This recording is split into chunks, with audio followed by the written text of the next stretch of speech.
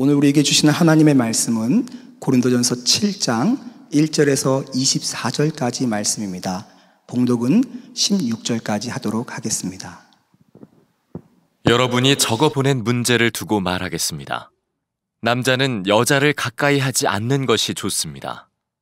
그러나 음행에 빠질 유혹 때문에 남자는 저마다 자기 아내를 두고 여자도 저마다 자기 남편을 두도록 하십시오. 남편은 아내에게 남편으로서의 의무를 다하고 아내도 그와 같이 남편에게 아내로서의 의무를 다하도록 하십시오. 아내가 자기 몸을 마음대로 주장하지 못하고 남편이 주장합니다. 마찬가지로 남편도 자기 몸을 마음대로 주장하지 못하고 아내가 주장합니다. 서로 물리치지 마십시오.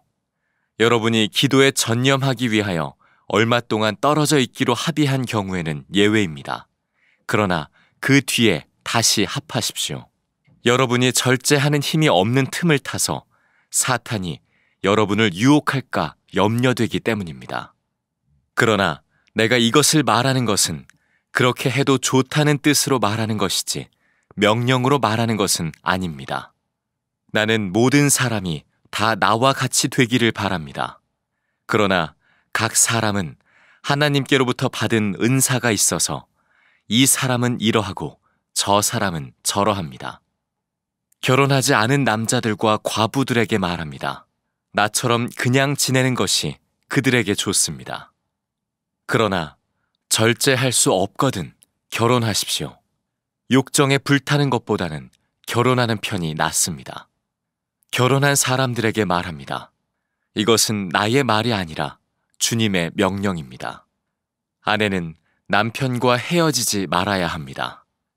만일 헤어졌거든 재혼하지 말고 그냥 지내든지 그렇지 않으면 남편과 화해하여야 합니다. 그리고 남편도 아내를 버리지 말아야 합니다. 그 밖의 사람들에게 말합니다. 이것은 나의 말이요 주님의 말씀은 아닙니다. 어떤 교우에게 믿지 않는 아내가 있는데 그 여자가 남편과 같이 살기를 원하면 그 여자를 버리지 말아야 합니다.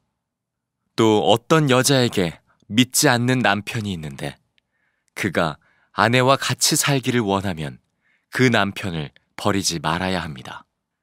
믿지 않는 남편은 그의 아내로 말미암아 거룩해지고 믿지 않는 아내는 그 남편으로 말미암아 거룩해졌습니다. 그렇지 않으면 그들의 자녀도 깨끗하지 못할 것인데 이제 그들은 거룩합니다. 그러나 믿지 않는 사람 쪽에서 헤어지려고 하면 헤어져도 됩니다. 믿는 형제나 자매가 이런 일에 얽매일 것이 없습니다. 하나님께서는 여러분을 부르셔서 평화롭게 살게 하셨습니다. 아내 된 이여, 그대가 혹시나 그대의 남편을 구원할는지 어찌합니까? 남편 된 이여, 그대가 혹시나 그대의 아내를 구원할는지 어찌합니까? 오늘도 예배하는 여러분 모두 위에 주의 은혜가 함께하고 계십니다. 상황은 참 어렵습니다. 아마 점점 더 전 세계적으로 어려움이 더 가중되는 것 같습니다. 언제 이것이 끝날까 그런 생각도 듭니다. 그러나 저는 믿기를 하나님을 사랑하는 자에게 또 그 뜻대로 부르심을 입은 자들에게는 모든 것이 합력하여 선을 이룰 것이라, 이 일 속에도 유익이 있을 것이라고 믿습니다. 우선 신천지의 실상이 드러난 것이 그것 중에 하나겠죠. 우리는 이미 신천지가 대단히 사악한 집단인 것을 알고 있었습니다. 그러나 정부도 또 언론도 또 학교도 우리 사회도 신천지의 실상에 대해서 정확하게 알지 못했고 또 알려고도 하지 않았습니다. 그런데 지금 코로나19 확산으로 인해서 신천지의 실상이 그대로 다 드러났습니다.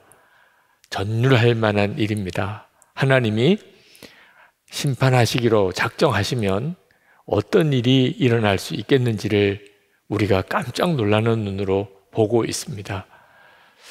그러나 신천지의 실상만 드러난 것 아니라고 생각도 듭니다.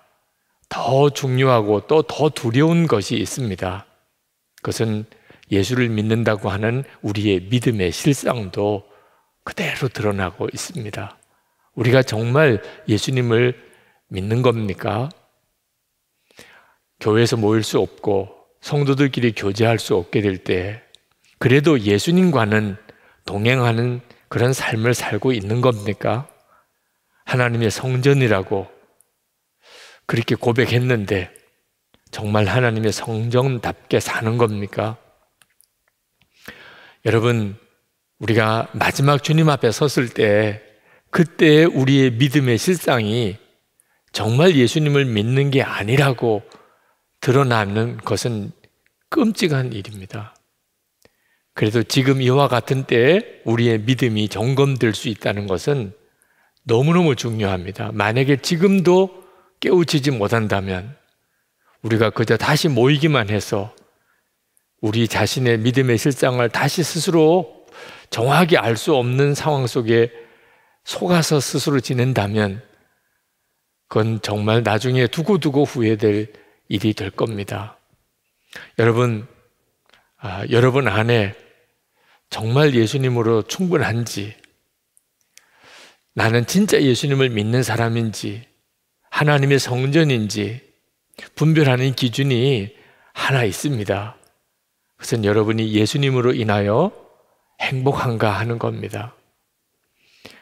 우리가 예수님으로 인하여 행복한 사람이 되어지는 것은 정말 놀라운 일입니다. 주님을 만난 사람, 예수님을 정말 마음에 생명의 주로 모시고 사는 사람에게 일어나는 정말 설명하기 어려운 그런 행복감이 있습니다. 그런데 안타깝게도 예수님을 믿고도 하나님의 성전이라고 하면서도 나는 죽고 예수로 산다고 말은 하는데도 여전히 예수님으로 인하여 행복하지 않은 사람들이 있습니다. 아직 행복하지 않으니까 행복하려고 발버둥을 치는 거죠. 그 사람은 진짜 예수님을 믿고 있었던 게 아니었던 겁니다. 우리 자신이 정말 행복한 사람인가요? 우리 가족들이 압니다. 바깥에 나가서는 그렇게 훌륭한 일도 많이 하고 칭찬도 받고 또 예수 잘 믿는다고 소문도 나더라도 우리의 진짜 모습은 가족들이 평가하는 겁니다. 여러분, 여러분의 가족들은 여러분이 예수님 안에서 정말 행복한 사람이라고 그렇게 알고 있을까요? 지금 신천지의 실상만 드러나고 있는 게 아닙니다. 우리 자신의 믿음의 실상이 적나라하게 드러나고 있습니다. 고린도전서 7장 말씀은 결혼 문제와 관련된 고린도 교인들의 질문에 대한 사도 바울의 대답입니다. 그런데 이 고린도전서 7장의 이 대답도 예수님 안에서 정말 행복한 사람인가 하는 것에 대한 기준이 분명해야 이 말씀이 이해가 됩니다. 저는 지금까지 목회하면서 많은 교인들의 상담을 했습니다. 그 상담 중에 가장 많은 경우가 가정 문제고 부부 문제입니다. 부부 문제는 참 어려운 문제입니다. 2000년 전 고린도 교인들이나 지금 2000년 뒤에 지금이나 우리에게 있어서 가장 힘들고 어려운 문제는 가정이고 부부입니다. 사실 부부 문제는 참 복잡합니다. 배경도 다르고 또 문제의 성격도 다 다릅니다. 남자와 여자의 차이도 크지요. 어려서 자라난 배경도 다르죠.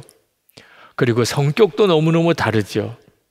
재정적인 문제, 성적인 문제, 집안의 문제, 또 부모와 자녀들과의 문제, 복잡하기 짝이 없습니다. 그러나 정직하게 말하자면 우리 부부 문제의 핵심은 행복하지 않은 남자와 여자가 만나서 서로 자기 행복하게 해달라고 철저히 이기적으로 요구하고 또 요구하면서 생긴 문제들입니다. 그래서 문제가 어렵게 되어지는 겁니다. 우리가 예수 그리스도 안에서 충분히 행복한 자가 되고 나면 전혀 아무것도 문제가 되지 않을 것들이 문제가 되는 겁니다. 성경에 보면 천국 같은 가정을 이루는 부부의 기준이 아주 명확하게 제시되어 있습니다.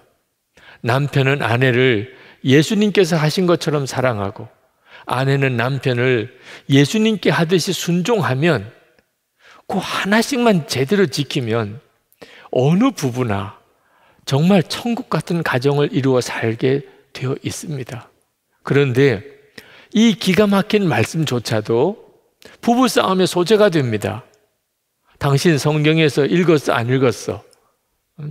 남편을 예수님께 하듯이 순종하라고 그랬잖아. 아니, 이렇게 말하는 당신이 예수님처럼 아내를 사랑하는 거예요? 참 기가 막히죠. 예수님 안에서 행복하지 못하고 배우자에게서 행복을 요구하는 그런 사람은 세상 없는 하나님의 말씀이어도 그게 부부싸움의 소재가 될 뿐입니다. 여러분들이 이제 여러분의 문제의 본질을 알아야 합니다. 우리가 가정에서 힘든 이유, 배우자 때문 아닙니다. 부모 때문도 자식 때문도 아닙니다. 경제적인 문제도 아닙니다. 나 자신 때문입니다. 나 인정해줘. 나 행복하게 해줘. 나 이해해줘. 나 존중해줘. 끊임없이 내 욕구를 충족시키려고 하니까 가족들이 다 힘들 거고 자기 자신도 힘든 겁니다. 사도 바울이 고린도 교인들의 결혼 문제에 대한 질문을 받았습니다. 왜 그들이 그 질문을 했을까요? 고린도 교회에 무서운 핍박이 오기 시작했던 겁니다. 자, 예수를 믿으면 붙들려 가고 그리고 예수를 믿으면 죽을 수도 있는 핍박이 옵니다. 이 세상은 결국은 두루마리처럼 다 말려버리고 예수님이 재림에 오셔서 하나님의 나라가 이루어진다는 거예요. 그러면 결혼할 필요가 있겠는가? 그게 고린도 교인들이 가지고 있는 질문이었습니다. 사도 바울은 이 질문에 대해서 아주 명확한 대답을 줍니다. 결혼하라는 겁니다. 사도 바울 자기는 결혼하지 않았습니다. 독신으로 살면서 평생을 가정에 매이지 아니하고 하나님의 나라와 복음 전하는 일을 위하여 살기로 결단하고 그렇게 살았습니다. 사도 바울은 고린도 교인들이 다 자기처럼 살았으면 좋겠다고 솔직히 이야기했습니다. 그러나 사람이 다 똑같은 게 아니고 다 육신의 그런 어떤 욕정을 가지고 있기 때문에 사도 바울처럼 그렇게 독신으로 살 수 있는 사람이 참으로 적습니다. 그걸 사도 바울이 압니다. 그래서 고린도 교인들에게 결혼하라. 이유는 음행에 빠지지 않기 위해서는. 사도 바울이 2절 말씀에 말씀합니다. 그러나 음행에 빠질 유혹 때문에 남자는 저마다 자기 아내를 두고 여자도 저마다 자기 남편을 두도록 하십시오. 어떤 분은 이 말씀이 마음에 들지 않을 겁니다.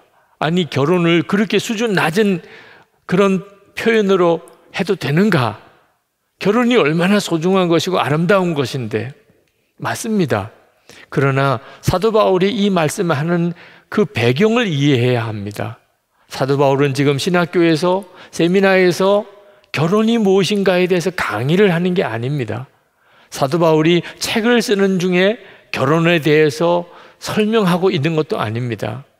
지금 사도 바울은 말할 수 없이 음란한 도시 고린도라는 도시에 살면서 계속해서 성적인 충동을 받는 그런 고린도 교인들에게 상담하면서 이 말씀을 하고 있는 겁니다. 사도 바울은 독신으로 사는 게 하나님의 일을 하기에 더 좋지만 그러나 그것 때문에 성적인 유혹을 받고 그래서 음행을 하면서 음행에 빠지게 되느니 결혼하는 게 낫다는 것입니다. 사도 바울은 한 걸음 더 나아가서 부부에게 성생활을 아주 친밀한 성생활을 적극적으로 하라고 권합니다. 3절에 보면 남편은 아내에게 남편으로서의 의무를 다하고 아내도 그와 같이 남편에게 아내로서의 의무를 다하도록 하십시오. 고린도 교인들에게는 잘못된 생각을 하는 이들이 있었습니다. 그것은 경건한 삶은 그런 어떤 성생활은 떠나는 것이라고 생각했습니다. 성경 보고 기도하고 예배드리고 전도하고 그런 일들은 아주 거룩한 삶이고, 성생활 같은 것은 아주 육신적이고 더러운 것이라고 그렇게 생각하는 사람들이 있었습니다. 금욕주의자들이죠. 사도 바울은 아니라고 말했습니다.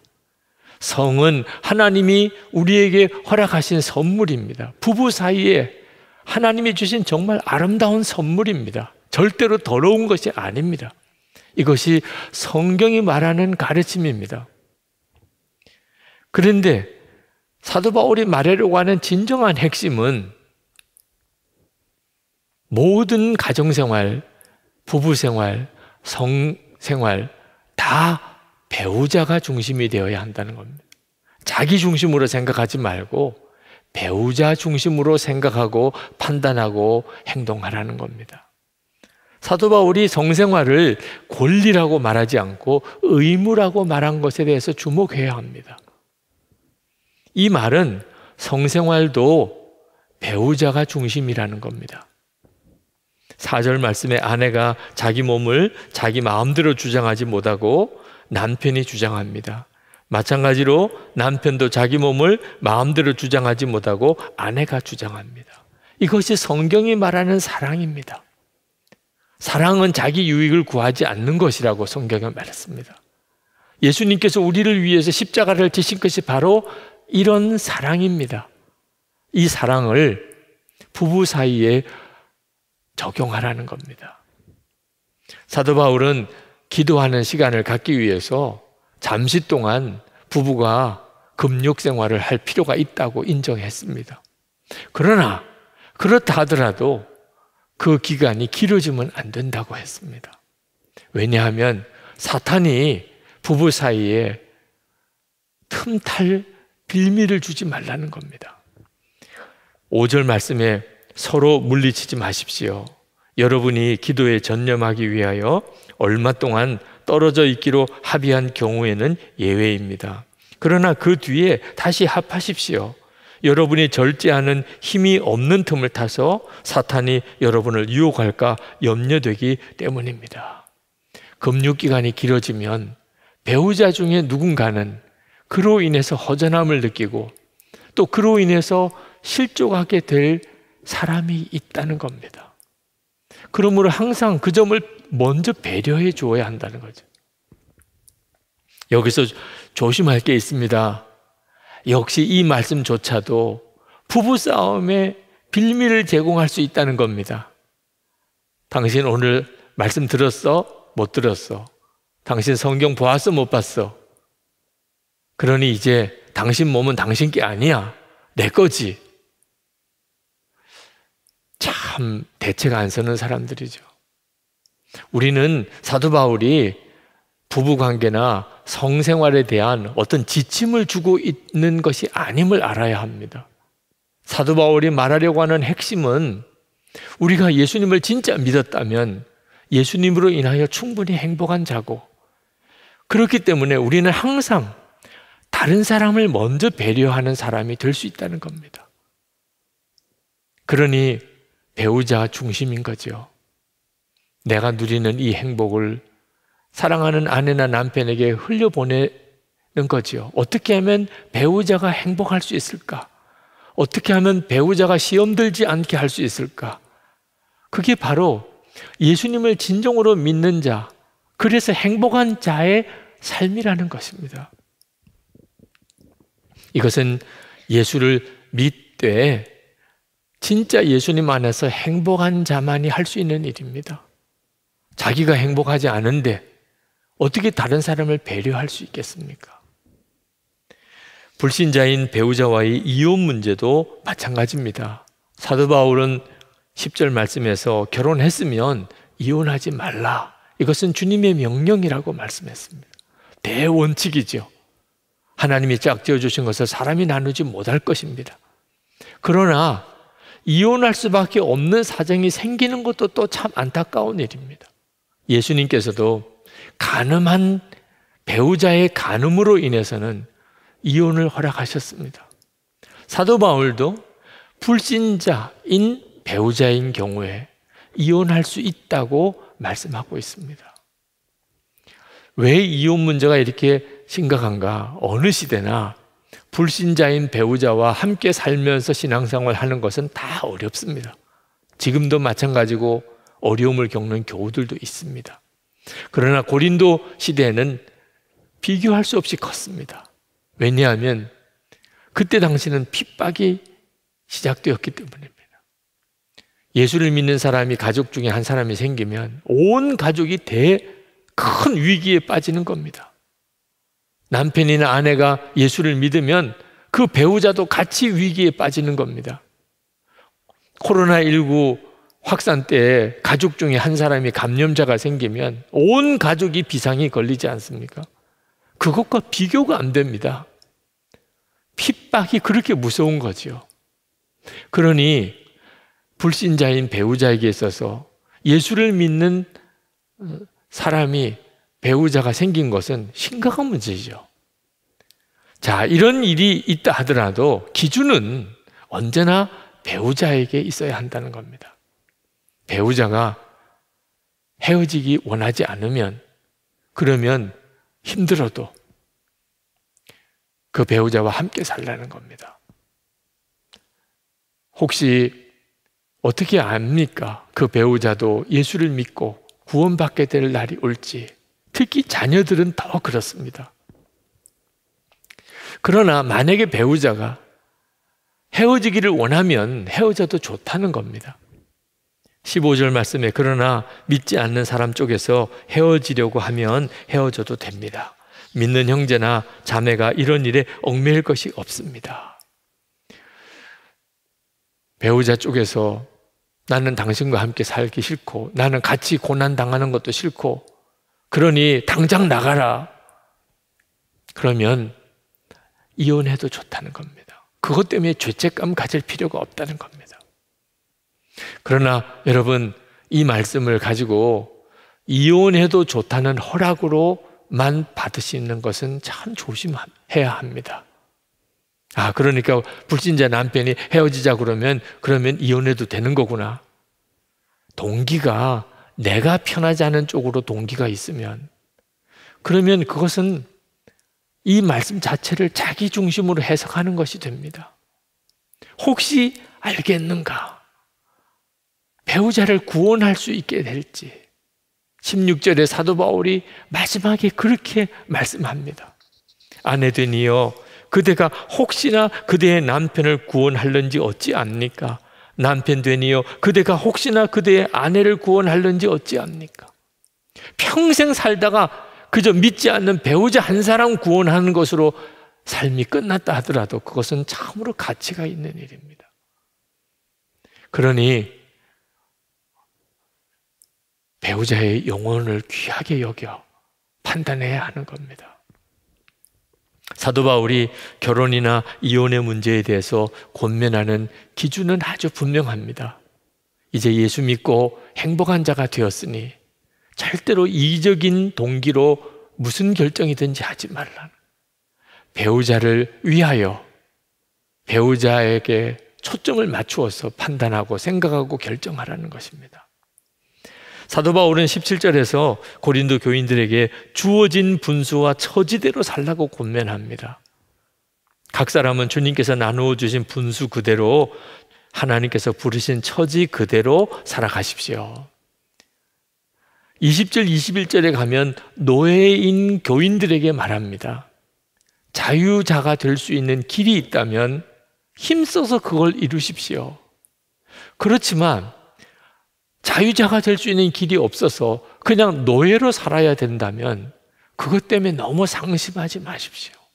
그것 때문에 하나님을 원망하지 마십시오. 그런 뜻입니다. 있는 처지, 자기 지금 분수에 맞추어 그대로 살으라는 거죠. 사도 바울이 이렇게 말씀하시는 것은 우리가 예수님으로 인하여 충분히 행복한 사람이기 때문에 신분이 바뀌어야 행복하고, 처지가 달라져야 행복하고, 환경이 달라져야 행복하다고 하는 착각에 빠지지 말라는 겁니다. 우리가 사는 모든 곳이 하나님의 나라를 위한 사명지입니다. 여러분, 하나님은 복의 하나님이십니다. 그래서 우리가 예수를 믿고 하나님의 자녀가 되면 하나님께서 우리에게 여러 가지 복을 주십니다. 그렇지만 모든 그리스도인들이 다 더 좋은 곳, 더 편한 곳, 더 은혜로운 곳, 더 살기 그런 풍족한 곳으로만 가기를 원한다면 힘들고 고생스럽고 소외되고 고통스러운 곳에 사는 사람들에게는 누가 복음을 전하며, 누가 예수님을 전하며, 누가 하나님의 나라를 그곳에서 준비해 갈 수 있겠습니까? 노예들은 자유인이 되기를 갈망합니다. 사도 바울은 그럴 수 있으면 그렇게 하라고 권합니다. 그러나 노예들에게 누가 복음을 전할 것이며, 누가 하나님의 나라를 그들과 함께 이루어 가겠습니까? 누군가는 그 일을 해야 하지 않겠습니까? 자유인이 될 수 없는 그런 상황에 있는 노예라면, 아, 여기가 내 사명지구나, 그렇게 생각할 수도 있지 않겠느냐는 겁니다. 예수님이 내 안에 거하시니 나는 충분히 이제 행복하다. 여러분, 누가 진짜 복이 있는지 잘 깨달아야 됩니다. 우리 주님이 재림에 오실 때 더 잘 살아보려고, 더 많이 가지려고, 더 높아지려고, 더 은혜로운 곳에 가서 살려고 그렇게 발버둥 치다가 주님을 만난 사람과 힘들고 소외되고 고통당하는 곳에, 그곳이 내 사명지라고 느끼고 하나님의 나라를 위해서 그곳에서 열심히 일하다가 주님 앞에 선 사람, 누가 더 복이 있다고 하겠습니까?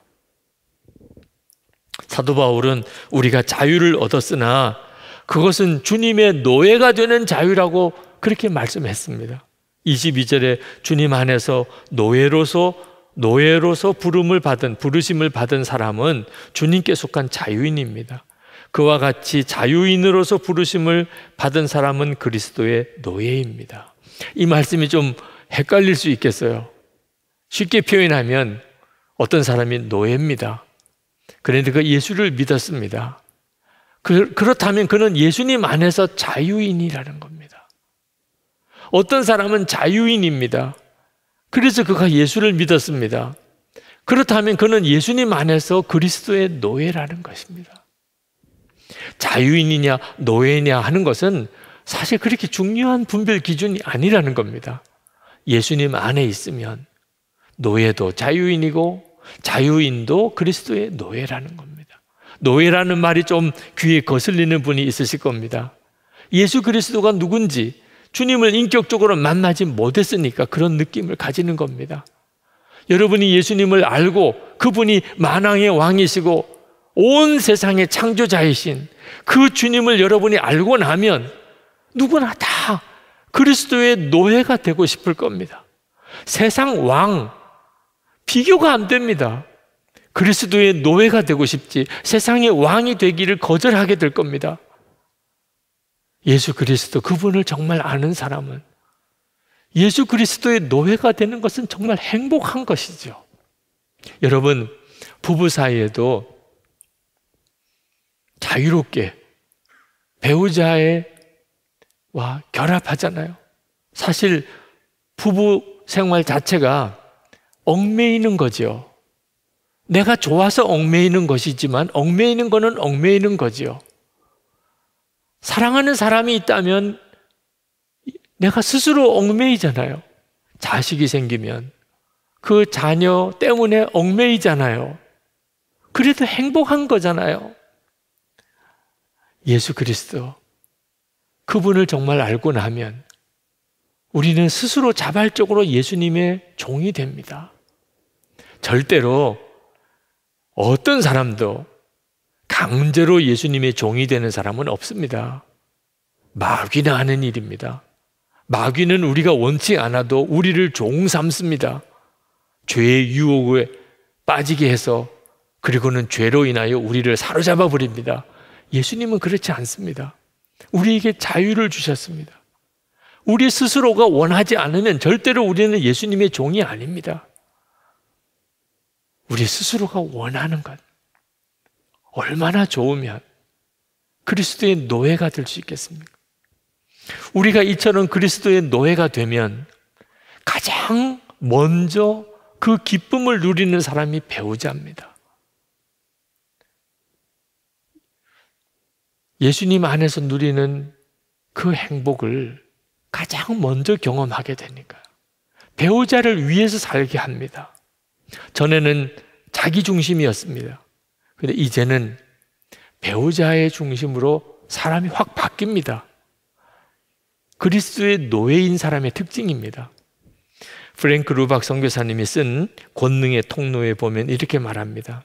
주님을 의식하지 않고 살아보고 또 주님을 바라보며 살아본다면 그 두 마음 안에 천국과 지옥만큼 큰 차이가 존재한다는 걸 알게 될 것이다.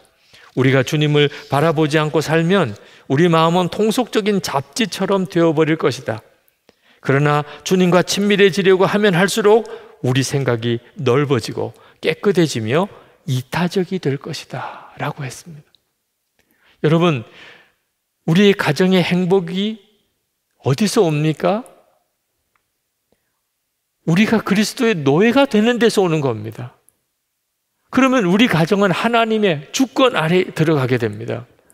우리 가족 중에 한 사람이라도 그리스도의 노예가 된다면, 그러면 우리 가족 모두는 정말 행복합니다. 예수님께서 우리 가정을 행복하게 만드실 수 있는 겁니다. 당신의 종이 있으니까. 여러분, 결혼도 또 이혼하는 것도 행복하기를 원해서 하면 다 실망이고 후회하게 됩니다. 결혼해서 행복하게 되는 거, 조금 더 행복해지려고 이혼하는 거, 다 헛일입니다. 행복은 오직 예수 그리스도 그분에게서만 오는 겁니다. 예수님으로 인하여 행복하니까 배우자에게 행복을 흘려보내고 가족들에게 행복을 흘려보내는 것이죠. 종이냐 자유자냐도 마찬가지입니다. 노예가 자유인이 되면 행복한가? 여러분, 속으면 안 됩니다. 여러분은 종 아니잖아요. 근데 여러분은 그래서 행복합니까?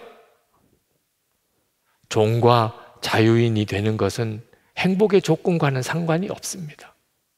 종이 자유인이 될 수 있다면 해야 되는 거죠. 그러나 자유인이 되니까 행복한 것은 아닙니다. 종으로서도 얼마든지 행복할 수 있고 자유인으로서도 얼마든지 행복할 수 있습니다. 예수님만 분명히 그의 생명이 되셨다면, 하나님의 성전으로 산다면 주님이 우리를 행복하게 해주시는 겁니다. 여러분, 지금은 믿음의 실상이 드러나는 때입니다. 여러분, 이 점을 절대로 작게 생각하면 안 됩니다. 여러분이 정말 예수 믿는 그 사람 맞습니까? 예수님 때문에 진짜 행복하냐 하는 겁니다. 예수님을 정말 만난 사람이어야 됩니다. 그래서 여러분에게 이 사순절을 맞기도 하고 고난주간을 앞두고 책을 하나 소개하려고 합니다. 이번에 나온 책입니다. 십자가에서 만난 예수 그리스도입니다. 여러분, 지난 2018년 십자가 부흥회를 기억하십니까? 그때 하나님께서 제게 주셨던 참 놀라운 은혜가 있었습니다. 십자가에서 예수님을 만나는 눈이 새롭게 뜨였습니다. 그때 그 설교를 책으로 엮었습니다. 이 사순절 고난주간을 지나면서 여러분이 진짜 십자가에서 예수님을 만날 수 있게 되기 바랍니다. 여러분을 행복하게 해줄 수 있는 그분 예수 그리스도를 만나게 되시기를 축복합니다. 여러분, 예수님 안에서 누리는 행복 때문에 배우자를 행복하게 해주고 자녀들을 행복하게 해주고 여러분 주위에 있는 사람들을 행복하게 해주는 자가 되기를 축원합니다. 또 그렇게 되어서 우리 다시 만나십시다. 그렇게 새로운 교회를 세우십시다. 기도합시다. 여러분, 기도합시다. 예수님, 제 유일한 행복의 이유이십니다. 주 예수님을 바라보는 눈을 분명히 뜨게 되기 바랍니다. 더 이상 배우자에게, 가족에게 행복을 요구하지 않고, 교인들에게 나를 행복하게 해달라고 하지 않고, 예수님으로 인하여 행복한 것을 가족에게, 배우자에게, 교우들에게, 이웃에게 흘려보내게 되기를 원합니다. 주님을 만나게 해주소서. 주님 안에서 누리는 진정한 그 행복을 충만하게 누리게 해주옵소서. 기도합시다. 은혜와 사랑에 충만하신 아버지 하나님, 놀라웠고도 크신 하나님의 은혜를 감사합니다. 오늘도 하나님 사랑하는 성도들을 주님의 은혜 안에 붙드시고 주의 말씀으로 사로잡아 주시고 은혜의 눈이 열려주를 바라보게 하시고 주 예수님 안에서 누리는 진정한 행복, 말할 수 없는 하나님의 놀라운 은혜 또 누리고 또 누리게 하여 주시기를 원합니다. 주님과 은혜가 많으신 하나님, 놀라우신 나의 아버지여, 아버지 하나님의 역사하심, 주의 충만하심 하나님 부어주소서. 발급한 마음, 사모하는 심령 위에 하나님 역사해 주옵소서. 오늘도 만나주시고 기름 부어주소서. 우리의 예배를 받으시고 하나님의 놀라우신 은혜로 사랑하는 성도들을 채우시고 가정의 주님의 은혜로 채우시고 하나님 주 예수님을 인하여 하나님 허락되어지는 할 수 없는 기쁨, 감사, 찬양 하나님 부어주소서. 또 놀라우게 부어주소서. 주님 역사해 주소서. 주님의 충만하신 은혜로 구하여 주소서. 아버지 하나님, 오늘도 주님 앞에 주일 예배를 올려드립니다. 정말 주님께 감사하며 찬양하며 하나님의 사랑을 고백하며 그렇게 주님 앞에 나아갑니다. 우리가 교회 예배당에서 함께 모여 예배할 수 없는 여건인 까닭에 우리에 있는 처소에서, 가정에서 영상으로 예배를 드리지만 하나님, 우리의 마음의 중심은 그 어느 때보다도 뜨겁고 간절합니다. 하늘의 문이 활짝 열리게 하소서. 몸은 우리가 서로 떨어져 있지만 영은 성령으로 하나가 되어서 주님 앞에 서게 하소서. 우리 주님으로부터 부어지는 말할 수 없는 은혜를 사랑하는 성도들에게 부으시고 지금 있는 그 자리가 거룩한 예배당이 되고 가정이 거룩한 예배 처소가 되게 하여 주옵소서. 하나님, 우리가 오늘도 소원합니다. 다음 주일에는 우리가 예배당에서 모여서 예배할 수 있게 되기를 원합니다. 그런 형편과 처지가 속히 되게 하소서. 그러나 우리가 다시 모일 때는 우리가 정말 하나님의 성전된 자로, 예수님 안에서 진짜 행복한 자로 우리가 그렇게 모일 수 있게 되기 원합니다. 코로나19 바이러스 확산이 참으로 무섭게 전 세계로 퍼져가고 있습니다. 우리나라도 여전히 여기에서 자유롭지 못합니다. 이 땅을 고치시고 이 나라를 고쳐주소서. 전 세계 열방에 퍼져가는 대혼란에 빠져있는 모든 나라, 열방을 주님이 치료해 주옵소서. 감염자들이 속히 치료약이 개발되어 치유되는 역사가 일어나게 하소서. 코로나19 확산이 이번 주간에 속히 멈추어지게 해 주옵소서. 어려운 때를 만났습니다. 경제적으로 말할 수 없이 큰 위기 가운데 우리가 처해져 있습니다. 그러나 우리 주변에는 정말 생명이 경각에 달려있는 이들이 보입니다. 저들을 도우라고 하시는 것을 느낍니다. 우리도 부족한 것이 많습니다. 우리도 정말 위기 속에 있습니다. 그러나 주님을 믿습니다. 주님을 믿고 우리가 돕기를 원합니다. 성도들이 이 일에 힘을 모으게 해 주옵소서. 하나님, 예배당 문을 닫아야 되는 처지에 몰린 교회들도 많습니다. 우리가 그 교회들을 도울 수 있게 되기를 원합니다. 이 위기의 때에 우리나라 한국교회가 다시 한번 거듭나고 새로워지게 하여 주옵소서. 해외에 나가 있는 우리 가족, 친척들, 특히 우리 자녀들 말할 수 없는 공경에 빠져 있다는 소식을 듣습니다. 주님 지키소서, 인도하소서, 그곳에서 만나 주소서. 한국으로 돌아와야 될 처지에 있는 이들에게 길을 열어 주소서. 아버지 하나님, 오늘도 하나님 앞에 예배하면서 있는 그 자리에서 하나님께 헌금하는 이들이 있습니다. 온전한 11조를 드리고 감사헌금, 예배 교육관 건축헌금, 선교헌금, 구제헌금을 드립니다. 성도들의 믿음과 감사와 주님을 향한 사랑을 주님 받아주소서.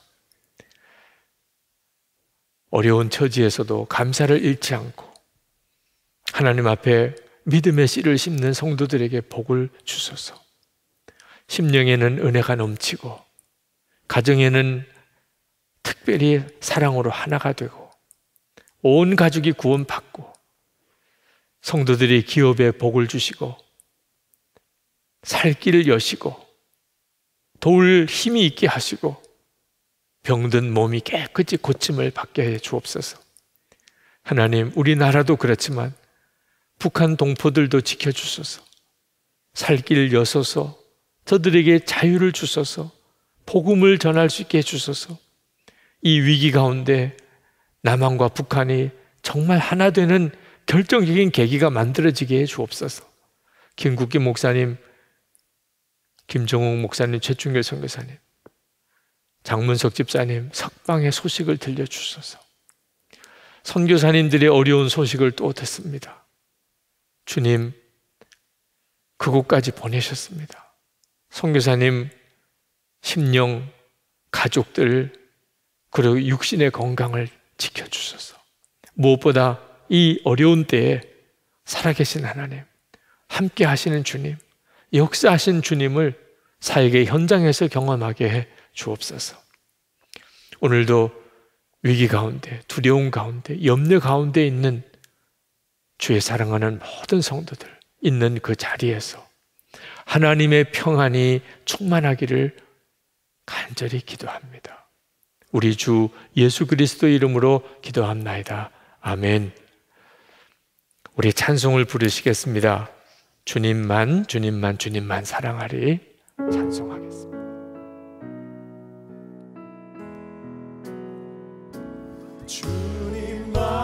주님만, 주님만, 주님만 사랑하리.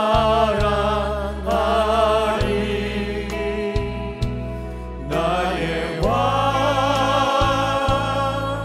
나의 주님, 주님을 더욱 알기 원해.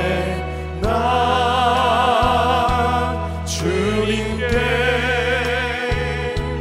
오직 주께 경배 안에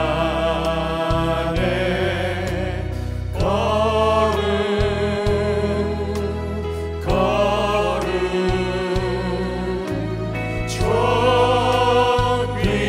존귀하신 주 사랑합니다.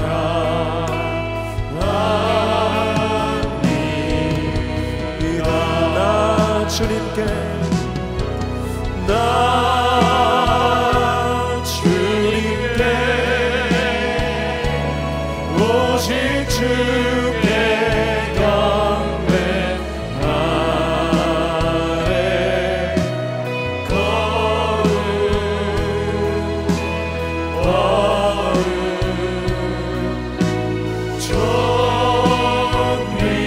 존귀하신 주